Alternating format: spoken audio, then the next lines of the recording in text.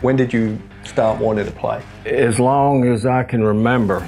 I grew up on Avenue C. I remember throwing a tennis ball against the steps or against a wall hours and hours and hours. And then my grandfather, we walked to Beaumont Exporter Stadium. My dad was one of the ones that founded the West End Little League in Beaumont. And so we went all the way through 12 years old, and we took players off that team to Forest Park. In '67, I was a junior. A team from Beaumont, Texas, played for the state championship in Austin, Texas, principally or almost entirely from the West End Little League. And those players, it was a good team. Most of those players went to major colleges, either to play basketball, football, or baseball. So, and then from there, I went to Lamar.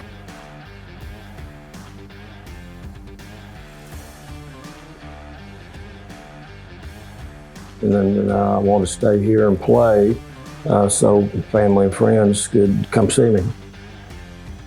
And I see this baby-faced, blonde-headed kid, and I mean, he really was. And he's walking around, he was a freshman, and he's walking around like he's a senior. And I asked Phil, I said, who is that guy? He says, well, he's a pitcher from Forest Park. He's pretty good one. I said, well, look at him walking around out there. He said, well, I know he's cocky, but you'll like him. Bernsen joined the Cardinal team in 1969 and had a superb 4-year career in baseball, 69 to 72.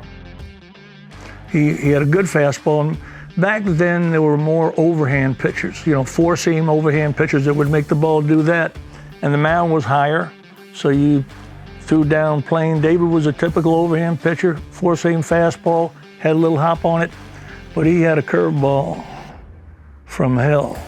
And you couldn't touch it. You don't see it nowadays. It's what we call a 6-12.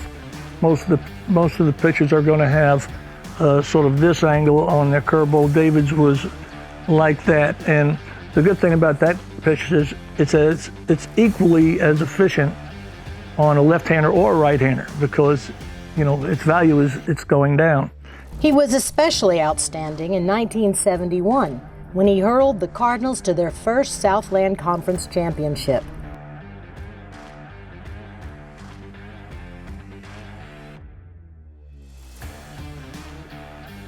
And I know he was 4-0 that year, and it was almost a one-man show. That season, he won 6 games overall and 9 starts, posting 4-0 league record.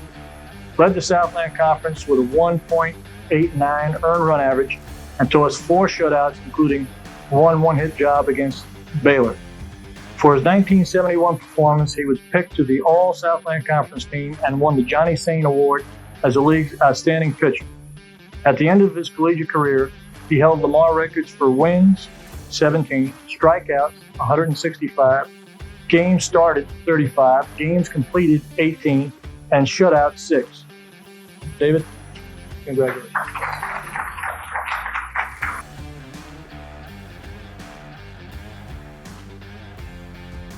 As a traditional student athlete, David Bernsen mixed athletics with academics and campus leadership. Bernsen was elected as Lamar's Student Government Association Vice President in 1971 and then as President in 1972. While a student, he was not only a leader on the field for Lamar baseball, but also a fierce advocate for the baseball program. It was his leadership as a player that earned him the nickname Locker Room Lawyer. After we won the conference championship that year, our jersey, the numbers were falling off, and if you turned, you would tear them because they were dry rotting. We got a committee together, myself and a guy named Glenn Cooper, and we go in and we want to know, we just won the conference. Can we have some uniforms, or can we have some baseballs, or can we have anything? And so we had to organize and go in and present our case to the athletic director, J.B. Higgins. They called him Hig. I loved him. He was a committed supporter of sports. He was that, but there was a competition between football and basketball and who was the paying, and so we had to go in with delegations, and I was elected to go do that. And then Higgins this true story. Higgins kept saying, "Bernsen, you ought to go be a lawyer. I mean, you're in here, you're a locker room lawyer now. You ought to." I didn't really thought about, being a lawyer, but that's it. So everybody started teasing me, "Well, go get the locker room lawyer." And so I'd go make our petition of our grievances and do that. But it was a struggle, but it was one of love because we wanted to play the game. After graduating from Lamar in 1973, Bernsen earned a law degree from St. Mary's University in 1976. He then settled back in Beaumont to practice law and to continue his support for Lamar baseball. I remember the game he pitched against Texas Arlington. He threw a one-hitter. And this is when I found out he was going to become a lawyer. I knew before he did that he was going to become a lawyer. And Coach Frederick, I remember when I used to pitch, and after the game, everybody would gather around you. When the crowd would separate, Frederick would be there, and he'd sort of wink at you a little bit and say, "Good game." And that always meant a lot to me. But David was a little bit different. I did the same thing to David after that game. I said, "Great game, David." He says, "Well," I didn't think I threw that good. I said, "David, you did a really good job." "Well, I don't know, I just didn't feel that great today." I said, "David, you really did pitch a super game." He said, "Well, I don't know, I just didn't have the confidence." I just wasn't complimenting him enough, I guess. Just didn't have the confidence. I said, "If you don't have confidence, you can't pitch for me." He said, "Well, it's not that I didn't have the confidence."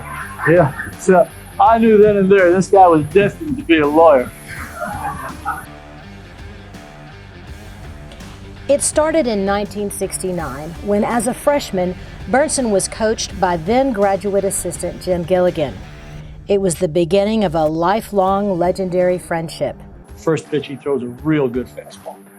And my eyes sort of got a little wide. And the next pitch, he threw a curveball that, as we say, went off the table. And it was then and there that I decided that David and I were going to be great pals because I was the pitching coach. Not long after Gilligan left coaching at Lamar to coach professionally the Salt Lake City Trappers in 1986, Bernsen and Gilligan started a new endeavor, a pro sports agency, Starbound Sports Enterprises. And then we went into a sports agency, and we were over in Taiwan. We held tryouts on the East Coast, in the Astrodome, West Coast, and we took players over to Taiwan who played in the Taiwan big leagues. But in 1991, Ann Richards was elected governor and told Bernsen to stop messing around with baseball and get a real job. So Bernsen headed to Austin to serve, and Gilligan returned to Lamar as the head coach. Appointed by Governor Ann Richards to the Texas Department of Transportation as commissioner, Bernsen served from 91 to 97, with 92 to 96 as chairman of TxDOT, serving under Governor Richards and Governor Bush. The next step in his political career was his election to the Texas State Senate, where he served from 1999 to 2003. He served with honor and distinction and helped craft legislation for programs that help Texans to this day.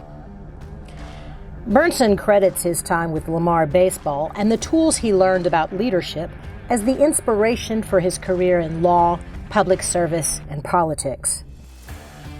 Bernsen's service and dedication to his fellow man in Texas, his hometown, and his alma mater have been recognized with the following honors. 1984, he was inducted into the Lamar University's Hall of Honor, which recognizes athletes in all sports. 1997, he was honored as the Beaumont Citizen of the Year by the Neches River Festival. 1998, Bernsen became the first Lamar alumnus elected to the Texas State Senate. In 2000, he was honored with the naming of the David E. Bernsen Highway in Southeast Texas. 2013, the Southland Conference named Bernsen to the All-Decade Team for the 1970s. 2015, he was named Distinguished Alumni of Lamar University. 2017, he was inducted to the Lamar University Baseball Hall of Fame. I've had a lot of good pitchers, and I can tell you right now that David is as good as anybody we've had here. When a guy goes on to be successful in other fields, sometimes you downplay how good he was as a player, but he was really good. After more than 50 years, Bernsen still holds baseball records at Lamar. including the record for the most career shutouts with 6. His career ERA of 2.01 remains on the top for pitchers with 3 or more years at Lamar. He's third for career completed games, and he is tied with first with 4 shutouts and 8th for ERA in a single season. I'm very proud of the fact that I played over 50 years ago, and some of my records still stand. He just, his heart is just so big when it comes to Lamar baseball and Lamar in general. And I can tell you this, about every 5 years or so, we should probably update this plaque because it doesn't contain all the things that are going to deserve to be on it.